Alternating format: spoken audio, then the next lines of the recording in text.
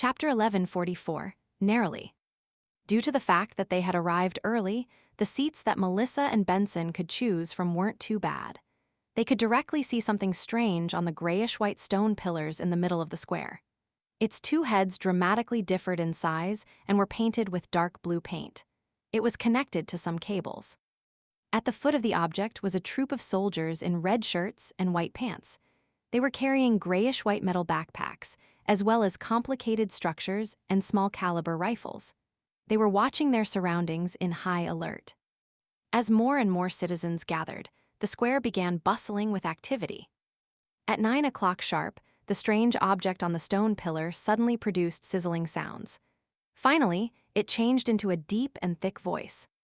"Ladies and gentlemen, I'm your emperor, ruler of Lone, East Balem, and Rorsted Archipelago, George Augustus III. That thing can talk. It's using the principles behind the telegram." Melissa's eyes widened as her attention shifted from the speech to the strange thing. "Ladies and gentlemen, I'm your emperor, ruler of Lone, East Balem, and Rorsted Archipelago, George Augustus III. At Memorial Square in Westborough, Audrey accompanied her father, mother, and elder brother near the platform. She looked at the king in his formal attire as she attentively listened to his speech. As she knew in advance what George III would be focusing on today, and the mood that would be created, Audrey didn't wear anything that she was fond of. Be it the colors or style, they were nothing a girl would wear. It was the same as the Earl's wife, Caitlin.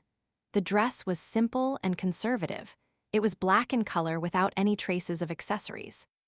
"I'm very happy, but also feel heavy-hearted to tell everyone that we've finally stopped the first stage of the Phasacian attacks. We've foiled their plans of annihilating Lone within 3 months. But many outstanding young people have already died at the front lines and died in this war. They had a better future ahead of them. They should have accompanied their parents in growing up, aging together with their spouses, and allowing their children to grow up in a loving environment and have a good childhood. The Phasacians have destroyed everything." Knowing why this war had started, Audrey wasn't incited by the king's speech. She only felt that he definitely had talent in inciting drama. She heard slight sobbing sounds coming from the crowd around her. She could feel the sadness rising bit by bit as they intertwined and brewed. Her eyes reddened uncontrollably. The king's speech was very fake, but the sorrow of the people was real. In particular, Audrey had seen many family members who had been killed, having helped those who had lost their children, husbands, and father overnight. This is a great resonance of emotions, the best place to consume the manipulator potion. Audrey suddenly came to a realization, but she was unable to make use of it because not only had she not digested the Dreamwalker potion, but she had yet to provide enough contributions to Mr. World. She slowly took a deep breath and controlled her emotions. She shifted her gaze away from King George III and let her thoughts wander. "Mr. World is very concerned about today's speech. I wonder how he's going to exploit this. I hope it won't lead to a serious accident. That thing called a radio broadcast is based on the principles of wireless radio transmission. Mr. World mentioned that certain factions at sea have already put such technology to use. Compared to the sea, which is constantly affected by storms, something like this is clearly more suitable for use on land." As the thoughts flashed through her mind, the stern and old-fashioned George III finished the first part of his speech and solemnly said, "Let us mourn for our heroes here. Ladies and gentlemen, recite this together with me in your hearts. In the name of Emperor George III, I wish for the dead heroes to be at peace. I hope they will become eternal in the kingdom of the deity they believe in." This sentence carried an indescribable sense of dignity, making everyone, including Audrey, involuntarily lower their heads, clasp their hands, and silently recite, "In the name of Emperor George III. In the name of Emperor George III." On the other side of Memorial Square, Klein, who was wearing a black coat and an ordinary face, stood and prayed with the crowd around him at the same time. He appeared completely normal. After 3 minutes of silence, he used an avian marionette, standing on the roof of a nearby building, to carefully observe George III's every move in an attempt to find a sign that the king was about to quietly leave and enter the mausoleum to consume the potion. According to Klein's understanding, The "In the Name of Emperor George III" segment was core to the entire Black Emperor ritual.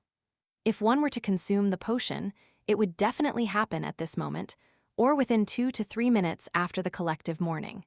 The effects would likely be lacking if there was any delay. George III is also silently mourning. He isn't doing anything else. Klein held back his impatience and puzzlement as he patiently waited.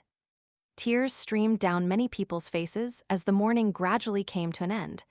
Everyone opened their eyes one after another. At this moment, George III didn't do anything. He spoke again and continued his speech. "We've already endured through the most difficult part. We'll definitely defeat this evil and brutality. This is the power of justice. This is the power of every soldier at the front lines. This is the power of every factory worker." The arrangement by 008 wasn't successful. George III has no intention of becoming a god today. He's just trying to bait any enemies who want to destroy his ritual. In any case, he can still give many more speeches like this in the future. Klein frowned slightly as thoughts flashed through his mind. Suddenly, his expression turned solemn as he thought of a possibility.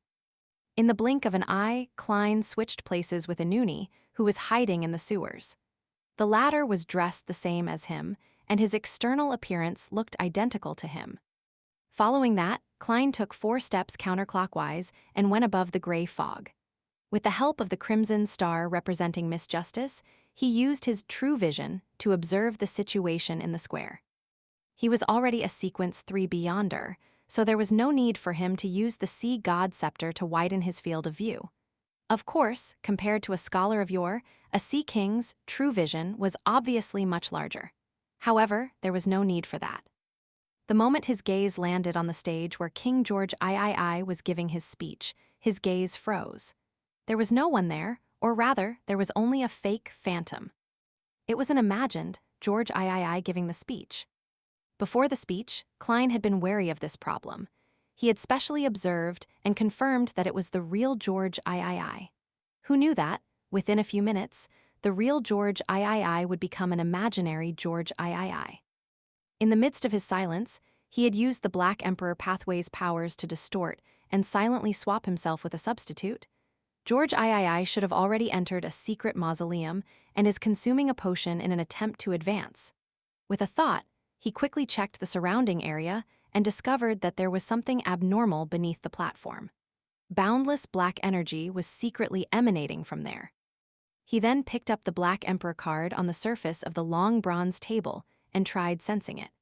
Using the law of convergence of Beyonder characteristics, he confirmed that the power belonged to the Black Emperor pathway and came from distortion powers. Impressive. While using a speech to bait the enemy, he disguised himself as a fake person and secretly left to consume the potion. There's not much time left. Klein's heart tightened as he immediately returned to the real world. In the sewers, he recited in Jotun, the sacred spirit that pursues knowledge. The mysterious world's lighthouse. Eyes that pry into fate. The royalty above the sea. The pure and holy Bernadette Gustave. This was the honorific name of Queen Mystic, but it was somewhat different from a normal Sequence 3's. Its range was very large and was effective all across Backland. With regards to this, Klein suspected that the eldest daughter of Emperor Roselle had used a Grade 0 sealed artifact to achieve this effect. Bernadette rarely told her honorific name to anyone, afraid that some enemies would use the prayer and automatic response property to lock onto her position before she reached Sequence 2. This was very similar to what Klein had thought of. Klein had come to an agreement with her that, as long as he recited her honorific name, she would choose any secret mausoleum and open the door with the symbol drawn by the blood in an attempt to destroy it. Both of them didn't have any hopes of success, because the guards in the mausoleum would definitely chant the honorific names of the angels every once in a while, causing a situation that allows them to see the corresponding areas through the prayer point of light. Once they discovered something amiss, they would immediately rush over to help. Bernadette's main purpose was to attract attention. Of course, if those angels were to arrive at a slower pace, Queen Mystic could also go from providing support to being the main offensive force.